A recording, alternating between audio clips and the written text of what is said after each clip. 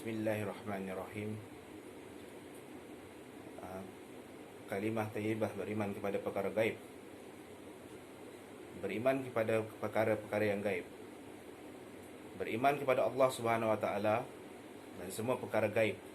Menerima perkabaran Nabi Muhammad sallallahu alaihi wasallam dengan yakin, semata-mata kerana mempercayai baginda Rasulullah sallallahu alaihi wasallam tanpa menyaksikan sendiri dengan mata, dan sanggup meninggalkan kelazatan dunia yang fana, hasil pemerhatian manusia dan pengalaman-pengalaman yang lalu, kerana mengutamakan perkabaran-perkabaran yang dibawa oleh baginda Rasulullah sallallahu alaihi wasallam.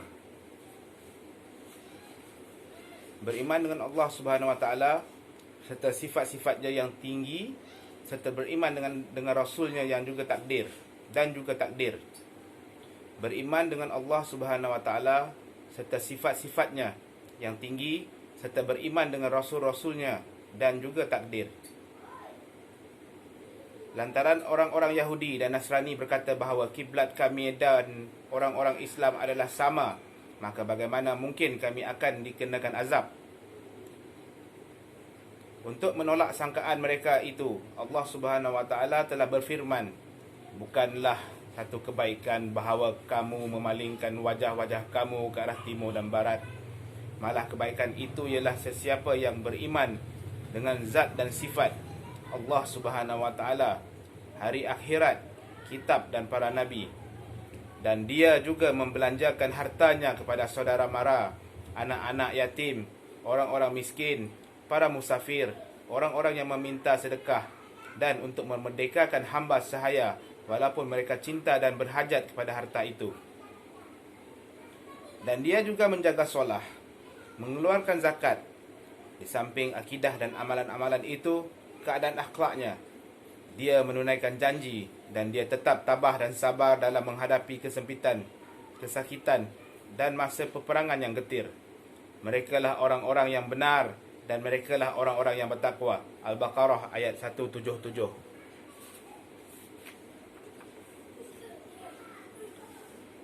Allah Subhanahu Wa Taala berfirman, wahai manusia, ingatlah nikmat-nikmat Allah Subhanahu Wa Taala yang dia telah kurniakan ke atas kamu. Adakah Tuhan pencipta selain daripada Allah Subhanahu Wa Taala yang memberi rezeki kepada kamu dari langit dan bumi? Tiada Tuhan yang layak disembah selain darinya, maka kenapa kamu rela dipalingkan daripada menyembahnya? Ayat Al-Fatir ayat ketiga. Allah Subhanahu Wa Taala berfirman, wahai manusia, ingatlah nikmat-nikmat Allah Subhanahu Wa Taala yang dia telah kurniakan ke atas kamu.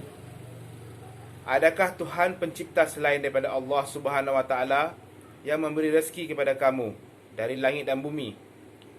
Tiada Tuhan yang layak disembah selain darinya, maka kenapa kamu rela dipalingkan daripada menyembahnya? Ayat Al-Fatir ayat yang ketiga.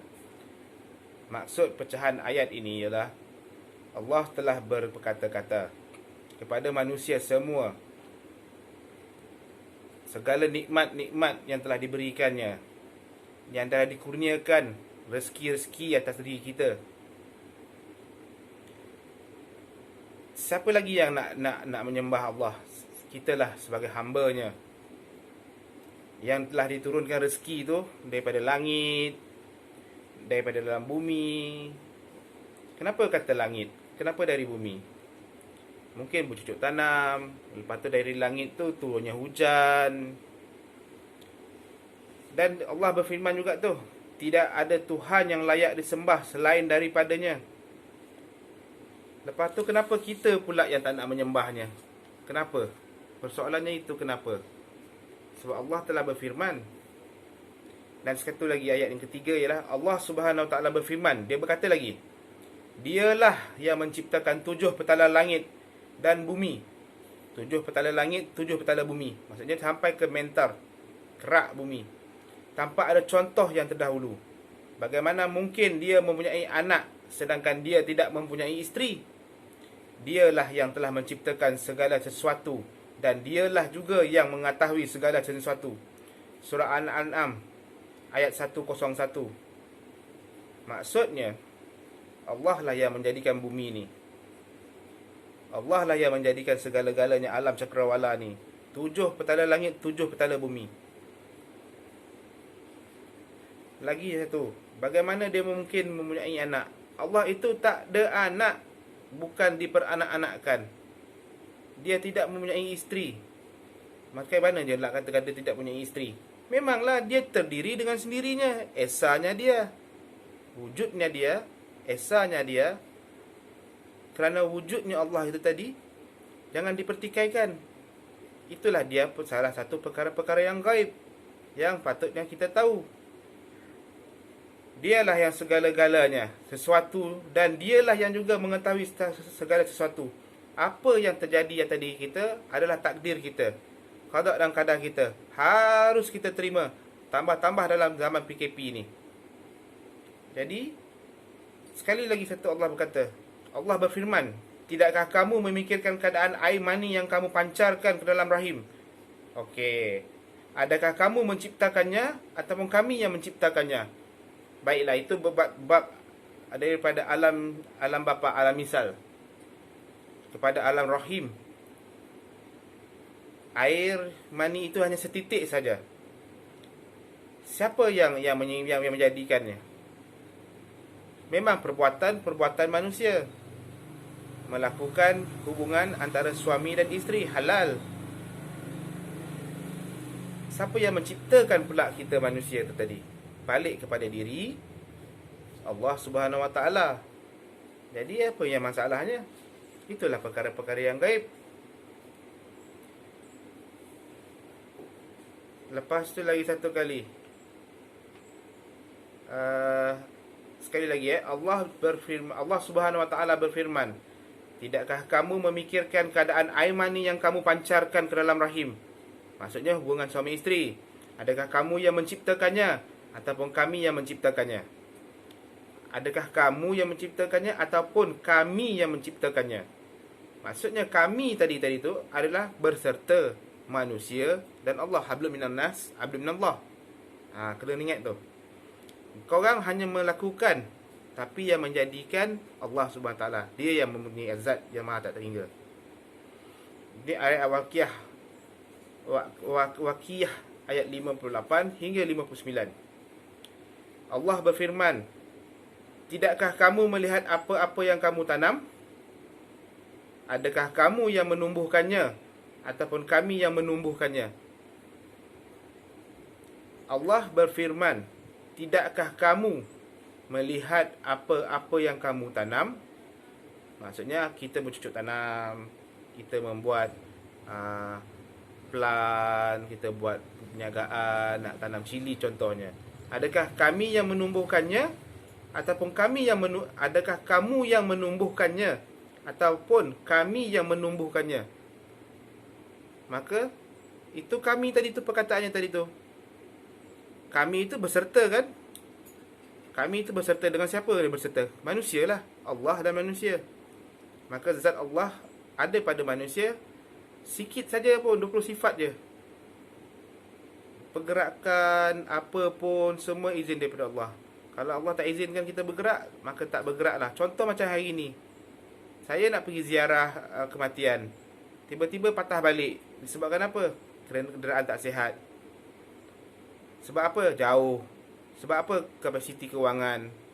Jadi gerak kembali, rupanya nak buat benda-benda video macam ni. Okey. Last sekali, Allah Subhanahu Wa Taala berfirman, selain daripada itu, tidakkah kamu melihat air yang kamu minum? Adakah kamu yang menurunkannya dari awan sebagai hujan? Kan tadi saya kata bab tadi atas tadi. Ataupun kami yang menurunkannya.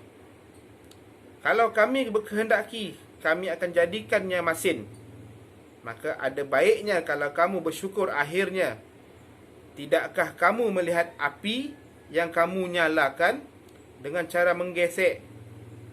Adakah kamu yang menumbuhkan pokok kayunya ataupun kami yang menumbuhkannya? Al-Waqiah ayat 68 hingga 72. Jadi bermaksudnya ayat-ayat Allah yang berfirman ini, dia mewakili cara untuk kita memahami dengan lebih bernafsu terhadap Al-Quran itu, bermaksudnya kami itu adalah Allah yang berserta. Allah berserta dengan siapa? Allah berserta dengan manusia. Selainnya, sekali lagi, Allah Subhanahu wa taala berfirman, selain daripada itu, tidakkah kamu melihat air yang kamu minum? Maka disuruhnya kita berfikir. Adakah kamu yang menurunkannya dari awan? Ya, benar. Adakah kita ni yang membuatkan hujan dekat ni? Sekarang ni, dalam zaman ini pula, pembenihan awan. Jadi, yang mengizinkan jadi tak jadi itu jadi Allah Subhanahu Wa Taala juga. Balik pada Allah. Adakah kamu yang menurunkannya dari awan sebagai hujan, ataupun kami yang menurunkannya? Ya. Jadi di sini dah nampak dah. Ayat ini keluar beribu tahun yang dulu. Tapi zaman ini memang tak boleh dipertikaikan. Ataupun kami yang menurunkannya. Ada soalan lagi. Kalau kami kehendaki, kami akan jadikannya masin. Kalau contohnya lah sekarang ni zaman, kapal terbang boleh ambil air masin, dia turunkan air masin tu. Boleh ya? Itulah maksudnya Tuhan diwakili kita, kami tu dia tu. Maka ada baiknya kalau kamu bersyukur. InsyaAllah bersyukur kita semua ya. Akhirnya, tidakkah kamu melihat api yang kamu nyalakan dengan cara menggesek? Dulu orang nak keluarkan kayu api kena pakai cara sistem yang konvensional. Tapi adakah kamu yang menumbuhkan pokok kayunya ataupun kami yang menumbuhkannya? Maka Allah mewakili dirinya kepada kita, iaitu kami. Kitalah yang menanamkannya tadi tu. Itu hanya sifat yang kita tanam yang menumbuh. Jadi tak jadi, hidup tak hidup, itu Allah sahaja yang menentukannya. Jadi balik daripada bab-bab yang telah diperkatakan, maka itulah dia perkara-perkara yang gaib dan yang kau patut beriman dan bertakwa kepada Allah Subhanahu Wa Taala. Maka Allah itulah yang Maha Esa. Dia tidak diperanakkan. Dia berdiri dengan sendirinya. Dia wujud dengan sendirinya. Usah dipertikaikan lagi siapa itu Allah. Assalamualaikum warahmatullahi wabarakatuh.